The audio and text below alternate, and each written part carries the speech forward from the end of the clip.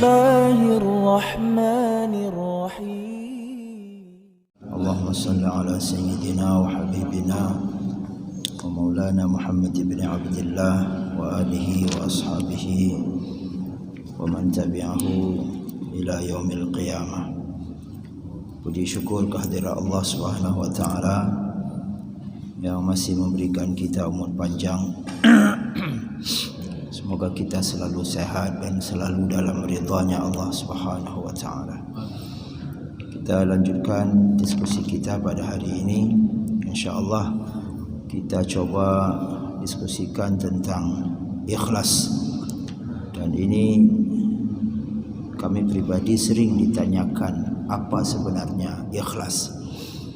Dan mudah-mudahan setelah kita kaji pada hari ini, kita yang sudah paham tentang ikhlas tambah ingat lagi apa itu ikhlas, dan ibadah kita benar-benar ikhlas karena Allah Ta'ala. Ikhlas adalah bersih hati atau suci hati dalam mengerjakan ibadah yang tujuannya semata-mata karena Allah Ta'ala. Ini mudah diucapkan tapi agak sulit untuk dipraktekkan. Kalau ikhlas seperti ikhlasnya para sahabat, jangankan ikhlasnya para nabi, mungkin susah untuk kita praktekkan. Mereka beribadah tidak karena apapun, bukan karena takut kepada neraka, bukan karena mengharapkan syurga, tidak ada tujuan apapun. Ya, mungkin kira-kira begini bayangannya.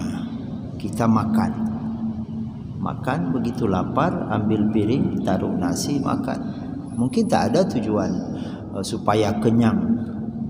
Tak ada tujuan itu. Karena sudah tiba waktu makan, lihat jam, sudah jam 8 pagi. Biasa makan pagi jam 8, udah ke dapur. Ambil piring, taruh makanan, makan. Siang juga begitu, malam juga begitu. Ada yang makan jam 6, ada yang makan setelah salat maghrib. Sudah menjadi rutinitas. Tidak karena saya sudah lapar, kalau saya tidak makan nanti sakit. Tidak ada yang tujuan seperti itu. Mungkin kalau ada 1-2, tapi secara umum tujuan makan begitu. Ibadah juga begitu, bukan karena takut kepada neraka, bukan karena mengharapkan syurga. Lalu kenapa pula ada hadis-hadis atau ayat-ayat yang memberikan gambaran imbalan, gambaran pahala? Itu untuk memberikan motivasi awal kepada kita. Tahajud supaya Allah tinggikan derajat kita, itu motivasi awal. Salat sunat fajar supaya dapat pahala lebih utama dari dunia beserta isinya, itu tahap awal. Kalau bisa nanti naik sampai kepada tak ada tujuan apapun lagi. Namun ketika kita beribadah mengharapkan pahala, itu masih ikhlas. Masih ikhlas. Untuk apa kamu bersedekah? Untuk apa kamu beri pakaian kepada orang susah itu, orang yang tak punya pakaian? Aku ingin Allah balas nanti di akhirat dengan 1000 pakaian. Karena satu pakaian yang kita berikan kepada orang yang butuh, Allah balas 1000 minimal. Dengan pakaian yang indah di dalam syurga. Kenapa kamu salat sunat fajar, sebelum salat subuh ada salat sunat 2 rakaat? Supaya Allah beri pahala kepada saya yang lebih utama dari dunia beserta isinya. Itu masih ikhlas. Tapi ketika ada yang lain di samping, supaya dipuji, supaya dipilih, ini sekali lagi sudah dekat nih kan. Sekarang 2023 bulan 6. Tak lama lagi sudah pemilu lagi, sudah pemilihan anggota dewan lagi, setelah itu pemilihan kepala daerah, pemilihan presiden dan lain sebagainya. Bagi orang-orang yang memang maju sebagai calon-calon tersebut, calon apapun, calon legislatif, calon eksekutif, calon kecil, calon apapun, kalau ada yang dia beri, bahkan untuk masjid, dia datang ada masjid yang belum ada kubah, dia bangun, lalu dengan tujuan masyarakat di situ pilih dia, itu tidak ada pahalanya. Karena itu sudah syirik khafi seperti yang kita bahas pada pertemuan yang lalu.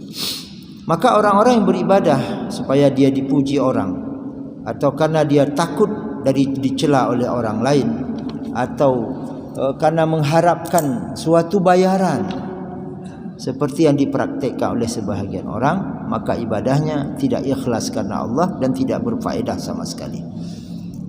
Tidak ada faedahnya. Seorang guru, coba bayangkan, dia kalau sudah sertifikasi sampai gaji 7 juta, 8 jutaan, kalau dia datang ke sekolah semata-mata karena gaji itu, maka tidak ada pahala dari mengajar. Tidak ada pahala. Tapi kalau tujuannya untuk mencerdaskan anak bangsa, untuk mencerdaskan umat, untuk mencerdaskan masyarakat, gaji tetap masuk. Apalagi dalam beberapa tahun terakhir, setahu saya, itu guru-guru tidak lagi mengambil dari kepala sekolah. Dulu waktu saya usia SMA, itu guru gajinya ditransfer ke kepala sekolah, lalu kepala sekolahnya yang bagikan ke guru-guru. Mungkin ada sebahagian guru, kalau kepala sekolahnya keras, kamu banyak tidak masuk bulan ini, gajimu saya potong, kira-kira begitu. Kalau sekarang tidak lagi, masuk ke rekening masing-masing. Mengajar atau tidak, masuk atau tidak, selama tidak ada laporan, tetap gajinya full 100%. Kalau tujuannya bukan itu, soal gaji saya memang sudah saya dapat, tapi bagaimana umat ini tidak bodoh, masyarakat ini tidak bodoh. Karena sebenarnya kunci kecerdasan, kehebatan suatu bangsa secara adat itu karena pengetahuan yang dimiliki oleh bangsa itu. Jadi orang-orang di situ cerdas, sehingga dengan kecerdasannya bisa terus mengembangkan berbagai hal yang perlu dikembangkan di dunia ini, sehingga terlepas ketergantungan kepada negara lain. Nah, ini coba bayangkan kalau ini tujuan seorang guru yang mengajar, bagaimana anak bangsa ini cerdas, dia pandai bahasa Inggrisnya, sehingga kalau orang-orang luar negeri datang, kita tidak ditipu. Kan boleh jadi begitu. Kalau kita tidak paham bahasa orang, orang datang kemari, apa program dia, apa hasil musyawarah dia, kita tidak tahu. Tapi dengan kita paham bahasa mereka, oh berarti ini yang akan mereka lakukan. Kira-kira begitu. Begitu juga dengan ilmu-ilmu yang lain, matematika, ilmu tentang astronomi dan lain sebagainya. Kalau tidak kan bisa ditipu juga.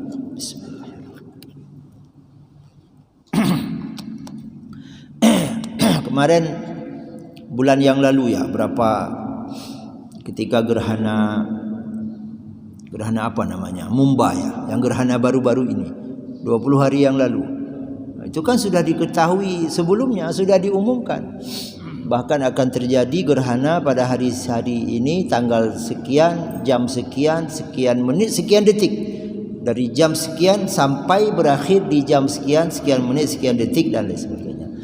Itu melalui ilmu pengetahuan. Jadi sekali lagi, bagi kita yang digaji karena pegawai negeri, sebagai guru, sebagai pegawai kantor, sebagai apalagi dan sebagainya, tujuan itu bukan karena gaji, tapi tujuan lillahi ta'ala. Gaji tetap dapat, pahala di akhirat luar biasa kita dapat. Lalu orang yang tidak ikhlas karena Allah dalam beribadah, dia tidak akan mendapatkan apapun pahalanya dari Allah Subhanahu wa taala. Dan mereka termasuk golongan manusia yang tidak beradab kepada Allah. Jadi kalau kepada Allah sudah tidak beradab, bagaimana bisa mendapatkan nilai, bagaimana bisa mendapatkan pahala? Jadi pahala yang Allah persiapkan itu tidak saja di akhirat, tapi mulai dari dunia ini bagi orang-orang yang dikehendakinya. Lalu mana dalilnya? Kita coba lihat misalnya surah Al-Bayyinah ayat 5. A'udzubillahi minasyaitonir rajim. Bismillahirrahmanirrahim. Wa ma umiru illa liya'budullaha mukhlishina lahud-din hunafa. Kamu tidak diperintahkan kecuali untuk beribadah kepada Allah, ikhlas kepadanya. Ikhlas itu mengharapkan pahala, sekali lagi masih ikhlas. Tapi kalau bisa sampai hilang rasa ingin mendapatkan pahala. Kita salat subuh berjamaah seperti ibadah semalam penuh pahalanya, salah satunya. Kita tidak harapkan itu, tapi karena Allah perintahkan maka kita datang memakmurkan masjid. Dapat pahala memakmurkan masjid, tambah iman. Innama ya'muru masajidallahi man amana billahi wal yaumil akhir. Yang orang-orang yang mau memakmurkan masjid hanya orang beriman kepada Allah dan beriman kepada hari akhir. Tambah iman kita.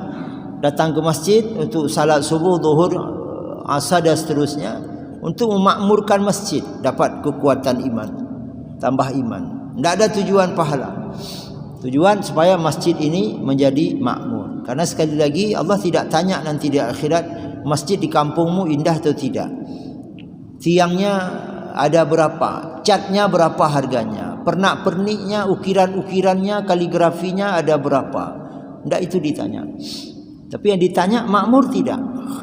Kau melanjutkan tidak kepada generasimu untuk memakmurkan masjid, pada anak-anakmu, cucu-cucumu dan sebagainya. Itu yang akan ditanya Allah. Kalau kita memakmurkan masjid dengan senang, dengan bangga, di akhirat boleh bangga, kita akan menjawab, ada ya Allah, saya di depan, saya terdepan, saya orang pertama yang mengajak orang lain supaya masjid ini makmur. Caranya terserah. Bagi kita yang mampu dengan biaya bisa memakmurkan masjid, misalnya di malam tertentu supaya orang-orang berkenan datang, kita sediakan makanan. Mungkin ada sebahagian orang yang di tahap awal dia akan bersedia datang. Kalau misalnya ada kumpul rame-rame, setelah itu makan bersama, kita sediakan makanannya, kita sediakan berbagai minumannya. Itu memakmurkan masjid juga. Kita menjadi sebab, kita menjadi wasitah, kita menjadi perantara, menjadi wasilah bagaimana masjid ini bisa makmur. Wa yuqimus salata wa yu'tuz zakah wa dzalika dinul qayyimah. Lalu mereka istiqamah melaksanakan salat dan membayar zakat, mereka mendapatkan agama yang kuat, agama yang lurus, agama yang benar. Nah, ini 3 ciri disebut di ayat ini orang-orang yang agamanya sudah lurus. Sebab kalau beragama tidak lurus nanti bermasalah juga. Agamanya tidak lurus, agamanya ada tujuannya, karena dia melihat ada keuntungannya lalu menyatakan beriman. Nah, seperti misalnya riwayat menyatakan ketika menjelang kiamat, banyak orang-orang yang berbondong-bondong menyatakan iman kepada Allah karena sudah terjepit. Kalau posisinya sudah terjepit, sudah tak ada jalan keluar lagi, baru mengatakan beriman. Firaun kan juga seperti itu. Dulu dia ajak Nabi Isa beriman, dia tak mau, bahkan membenci Nabi Isa dan memasang jebakan-jebakan dan rencana jahat untuk membunuh Nabi Musa. Akhirnya ketika suatu saat di Laut Merah, Nabi Musa sudah nyebrang, Firaun tenggelam. Dalam tenggelam itu dia masih berusaha untuk berenang, tapi seperti ada yang pegang kakinya. Padahal Laut Merah itu tidak dalam dan tidak luas. Setelah merasa terjepit tak mungkin lagi, baru mengatakan amantu bi Rabbi Musa wa Harun. Aku beriman kepada Tuhannya Musa, kepada Tuhannya Harun. Tidak ada arti lagi. Nah, maka sekali lagi seperti yang kita sampaikan, taubat itu sekarang. Jangan tunggu giliran nanti sudah saya tua baru saya taubat. Ketika muda puas-puasin dulu masa mudanya. Kalau tua, kalau nanti tidak tua.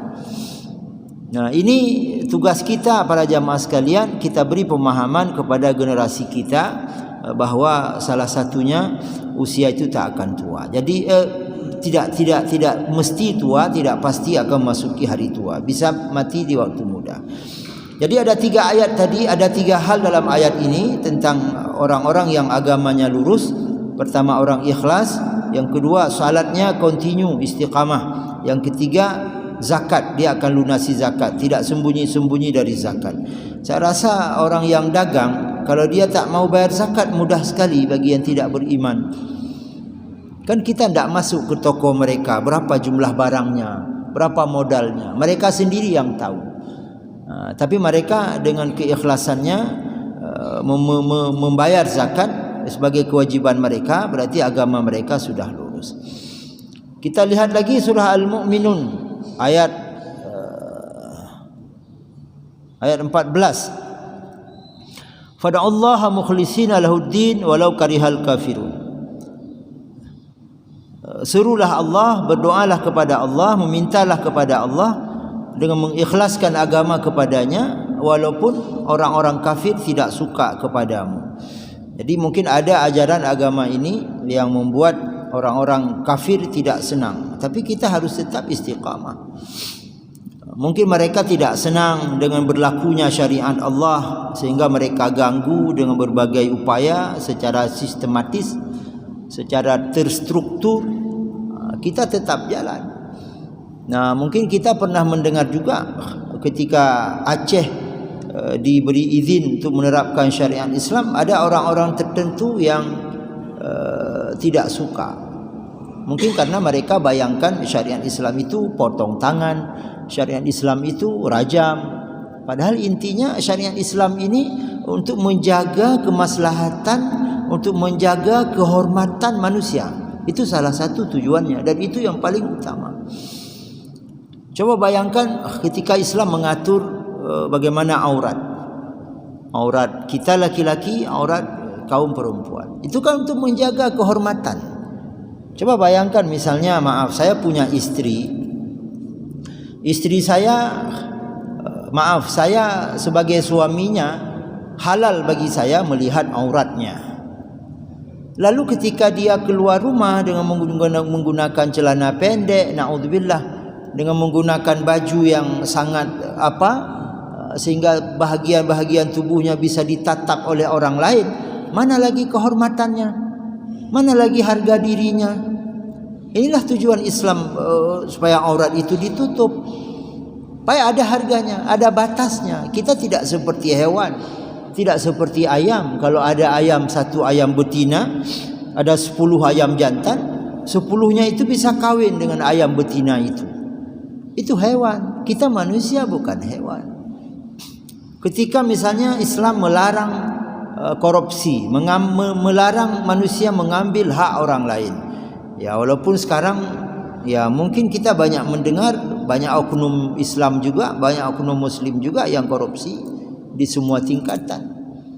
Itu juga untuk menjaga harkat dan martabat manusia. Bagaimana ketika kita mengambil hak orang lain, bagaimana rasa dia? Coba bayangkan kalau hak kita diambil orang, bagaimana juga rasanya? Ketika misalnya ada jatah bangunan di satu kampung, kalau sekarang kan ada ADG, kalau Aceh ADG, alokasi dana gampung. Kalau saya tidak salah itu kepanjangannya, ADG, alokasi dana gampung. Jadi untuk desa-desa ada dana tertentu. Ada yang saya baca di pamflet dapat 900 juta sekian, ada yang 1, sekian miliar. Coba bayangkan, itu sebenarnya dia harus bangun kampung dengan uang itu. Coba bayangkan ketika dia bagi-bagi, ada enggak harga dirinya lagi? Yang nanti ketika laporannya ditulis di pamflet besar-besar bahwa bangun paret sekian, bangun jalan baru sekian, bangun ini sekian. Masyarakat tahu bahwa itu tidak ada. Kalau bangun jalan hanya dibuat pembersihan saja, yang biayanya sampai 500 juta. Padahal masyarakat tahu hanya 80 juta. Jadi tak ada lagi harga dirinya. Dan untuk menjaga kesinambungan, Islam melarang menjual barang dengan menipu.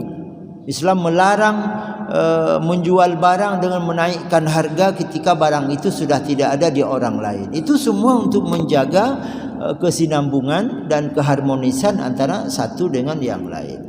Jadi sekali lagi, Islam ini bukan untuk menghambat perkembangan manusia, tapi bahkan Islam ini dengan syariat Allah ini bagaimana mengatur kehidupan ini dengan baik sehingga manusia ini benar-benar sejahtera. Baik, jadi mudah-mudahan kita semua menjadi orang-orang yang cinta kepada syariat ini dan kita pahami secara dalam. Ketika ada sesuatu kita coba pahami secara dalam tentang salatnya, tentang semuanya kita pelajari sehingga kita benar-benar dapat mendukungnya. Kebiasaan orang-orang musyrik, kalau mereka memohon sesuatu kepada Allah, seperti apabila mereka ditimpa satu kesusahan atau bencana, maka mereka selalu melakukan syirik, membuat perantara. Mereka melalui patung. Dulu waktu saya kecil, saya sering melihat di kampung kami itu ada perahu-perahu kira sebesar meja ini. dari pelepah rumbia, dibuat bagus-bagus, atau bahkan dari fiber mungkin. Lalu di dalamnya ada sesajen. Jadi siapa yang melakukan, wallahu alam. Sana ada menyan, ada buah-buahan, ada pisang, ada nasi, ada ayam panggang. Dan dulu saya pernah lihat juga ketika saya kecil, ada kenduri kuala. Kenduri kuala mungkin namanya. Itu sembelih kerbau di sana, kepalanya dibuang dalam kuala dengan tujuan supaya penghuni kuala itu tidak mengganggu ketika ada bot-bot yang keluar. Ini contoh syirik. Jadi memohon kepada Allah dengan perantara sesuatu yang tidak benar. Tapi perantara melalui ibadah disebut dengan nazar, tidak masalah. Jadi nazar Bapak Ibu ada dua. Ada nazar dengan amal yang sudah kita lakukan, ada nazar dengan amal yang akan kita lakukan. Kalau amal yang sudah dilakukan seperti yang Nabi ceritakan dalam hadis riwayat Muslim tentang 3 orang yang terjebak dalam gua. Semuanya bernazar kepada Allah dengan amal yang sudah. Yang satu mengatakan, ya Allah, saya pernah temukan seekor domba betina, domba tersesat. Saya tak tahu pemiliknya, lalu saya pelihara. Setelah dia beranak pinak, pemiliknya datang. Dia tanya, saya pernah hilang domba, lalu saya berikan semuanya kepada dia. Dia tidak tinggalkan satu pun buat saya. Padahal kamu jaga, kamu tun, tapi tidak ditinggalkan. Dia ambil semua anak-anaknya. Kira-kira begini bahasanya, yang mana domba saya dari yang banyak itu? Semuanya. Tapi domba saya yang hilang satu, itu semua anak-anak cucu-cucunya. Oh alhamdulillah, diambil semua, dibawa pulang. Saya ikhlas ya Allah. Kalau amal saya itu baik dan ada pahalanya, tolong ya Allah geserkan batu yang ada di pintu goa ini. Batu itu bergeser dengan nazar orang ini dengan amal yang sudah. Dan boleh juga bernazar dengan amal yang akan. Ya Allah, kalau saya lulus dalam tes ini, saya akan sedekah untuk 10 anak yatim, 1 yatim 100.000. Misalnya begitu. Boleh. Itu bukan membuat perantara antara kita dengan Allah. Itu namanya nazar. Tapi disebut dengan perantara, meminta kepada sebatang pohon yang dianggap keramat. Lalu bakar menyan di situ, bawa ayam panggang tinggalkan di situ supaya dimakan oleh penghuni pohon yang keramat itu. Lalu minta, tuan atau fulan, saya sedang ikut tes, luluskan saya. Ini syirik. Jadi meminta kepada Allah boleh langsung kepada Allah, boleh melalui sandaran amal, menyandarkan kepada amal. Itu disebut dengan nazar dan itu bukan syirik. Kita coba baca satu ayat lagi.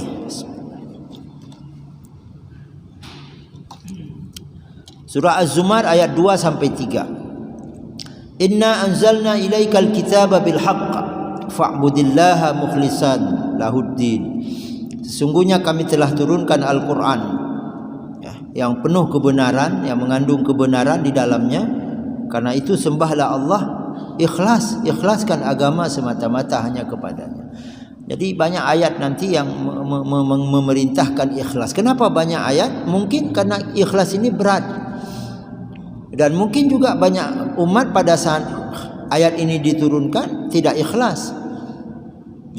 Kan sampai ada hadis bahwa siapa yang hijrah karena Allah, dia akan dapat pahala. Siapa yang hijrah ke Madinah karena ingin menikahi wanita-wanita yang cantik di sana, ya dia akan dapatkan itu. Siapa yang hijrah ke sana karena harta, dia akan dapatkan itu. Karena terlihat memang antara tanah Mekah dengan Madinah jauh sekali bedanya. Saya rasa bukan 120 derajat, jauh sekali. Di Madinah itu subur, korma-korma itu berbuah banyak.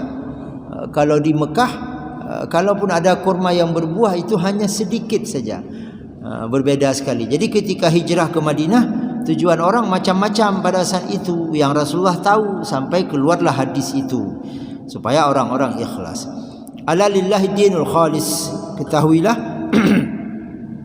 bahwa agama itu adalah keikhlasan kepada Allah. Artinya kalau tidak ikhlas maka agama seorang tidak diterima.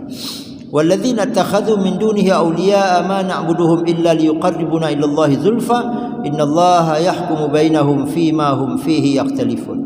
Kalau ada orang-orang yang menyembah sesuatu, yang mengadakan menghambakan diri kepada sesuatu lalu mengatakan supaya dekat dengan Allah, kan Fir'aun ajak orang supaya sembah dia begitu. Kalian supaya dekat dengan Allah, sembahlah saya, kata Fir'aun. Karena kalian tidak melihat Tuhan, kalian melihat saya. Kemudian orang-orang pada masa sebelum Nabi Muhammad menjadi Rasul, mereka menyembah berhala.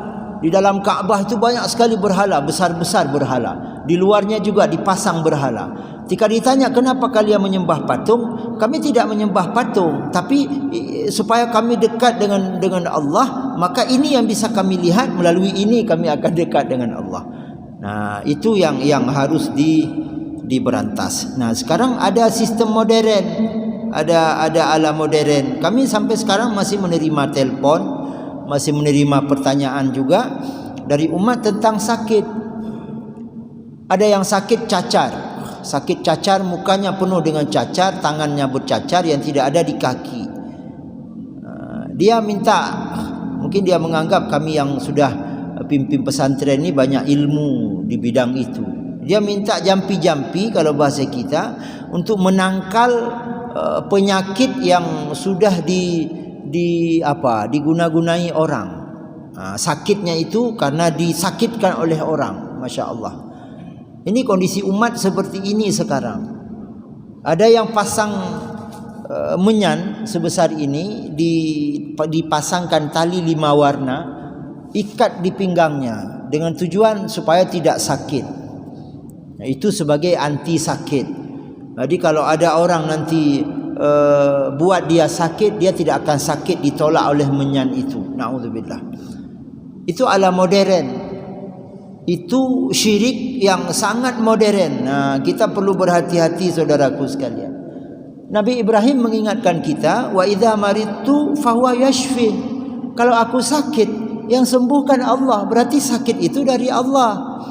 Tidak ada istilahnya orang bisa buat kita sakit kecuali pakai kayu. Kalau pakai kayu dipukul, ya itu betul lah, kita bisa dibuat sakit. Tapi bagaimana kita dibuat sakit demam, dibuat sakit batuk, dibuat sakit pilek, dibuat sakit cacar? Itu harus dibuang jauh-jauh. Itu merupakan bahagian daripada syirik. Tidak boleh syirik dalam beramal, dalam berkeyakinan, tidak boleh syirik. Dan ini sudah sangat luar biasa. Bahkan terdengar juga, kalau saya tidak salah, saya pernah baca, ketika musim pemilu ada orang-orang tertentu yang mendatangi orang yang dia anggap lebih, supaya dia dijampi-jampi supaya berhasil menjadi menjadi orang yang dia tuju. Na'udzubillah. Ini syirik juga. Datang misalnya lalu dikasih dedaunan, dikasih jampi-jampi supaya berhasil. Setelah nanti tidak berhasil, dia datang, kenapa saya tidak berhasil? Pasti kamu sudah melanggar pantangannya dan lain sebagainya lah. Seperti saya pernah mendengar, dan saya pernah ditawarkan dulu, sudah agak lama, ditawarkan sesuatu yang kira-kira arahnya anti sakit. Tapi ada syaratnya, 2 syaratnya. Pertama, tak boleh datang ke orang meninggal kecuali setelah 7 hari meninggalnya. Dan itu nanti kalau bapak-bapak bertemu dengan sebahagian orang, dia tidak datang kepada orang yang meninggal sampai 7 hari, kita tanya, kenapa kamu tidak datang takziah? Saya belum boleh datang kalau belum lewat 7 hari. Hanya nadanya. Berarti dia ngambil itu, ada sesuatu yang dia berikan. Yang kedua, tidak boleh melintasi tali. Kalau ada tali di atas, tidak boleh lintasi, harus lingkar. Misalnya ada tali sepanjang ini, tidak boleh masuk di bawah ini, tapi harus lewat sana. Nah, lalu kalau misalnya terjadi, misalnya kalau ini kamu pakai ini, kamu dipukuli tak akan kena, akan muncul silat secara otomatis. Lalu dia berkelahi, dipukuli sampai babak belur, sampai hampir meninggal. Dia datang kepada orang beri ini, kenapa saya kemarin waktu dipukuli kena, tak lahir silatnya? Oh, pasti kamu melanggar pantangannya. Kamu datang ke orang meninggal, enggak? Enggak. Kamu melintasi tali, enggak? Enggak. Lalu kamu kalau jalan-jalan bagaimana tidak melintasi kabel listrik? Bagaimana caranya? Di mana-mana ada kabel listrik. Ya, jadi begitu Bapak Ibu sekalian. Jadi intinya kita kuatkan iman kita, hidup kita biasa saja. Ada yang ikut tes CPNS, tes masuk Polri, tes masuk TNI, tes apalagi dan sebagainya, tes saja secara normal. Berdoa kepada Allah, ya Allah kalau ini memang rizki saya dan engkau ikhlaskan, luluskan saya menjadi polisi, menjadi tentara, menjadi hakim, menjadi guru, menjadi pegawai kantor dan lain sebagainya. Kalau Allah buat lulus, alhamdulillah. Mau bernazar silakan. Kalau saya kalau saya lulus, nanti gaji pertama saya tidak saya pakai, semuanya saya sedekahkan untuk masjid fulan atau untuk yatim atau untuk pesantren atau untuk apa. Silahkan. Jangan sampai syirik gara-gara masuk tes sesuatu akhirnya menjadi syirik dengan mencari hal-hal yang seperti tadi. Na'udzubillah tsumma na'udzubillah. Kami rasa kita padai materinya. Mungkin ada yang kita diskusikan, kita coba diskusikan beberapa menit. Kalau ada silahkan sebelum kita padai.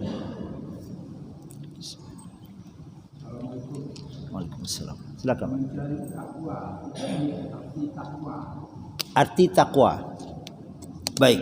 Takwa itu para ulama menerjemahkan, memaknai dalam dua cara.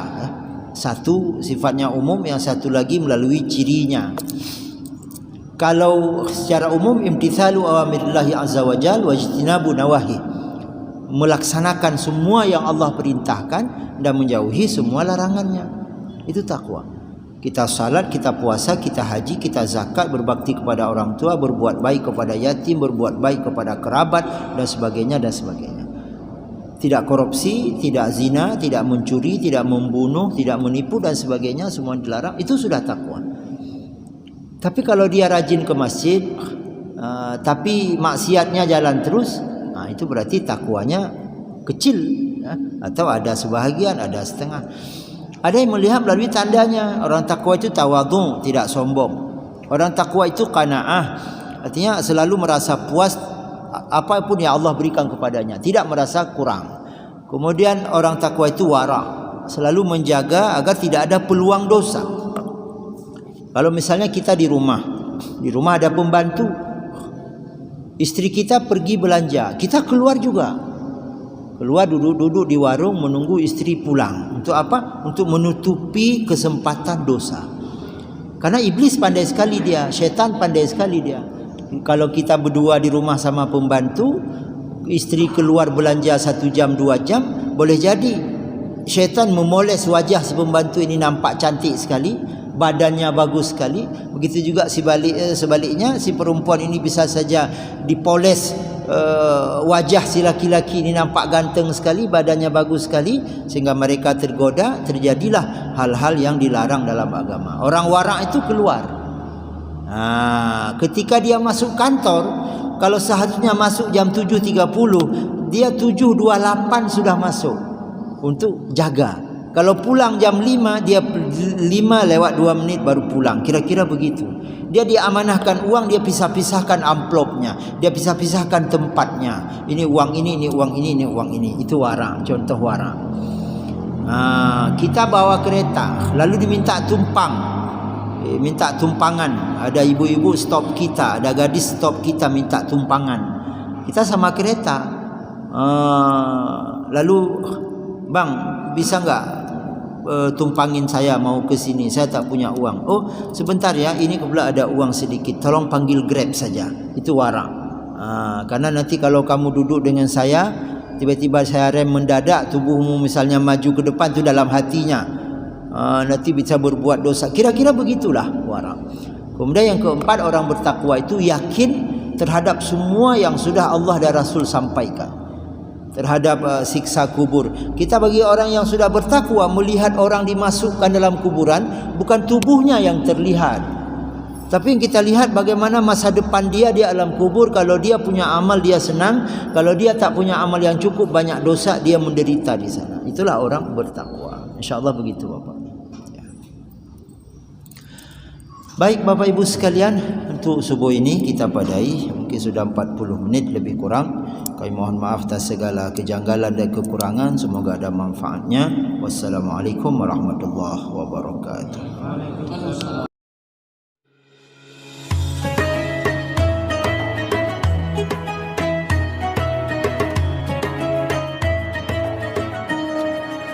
Bismillahirrahmanirrahim.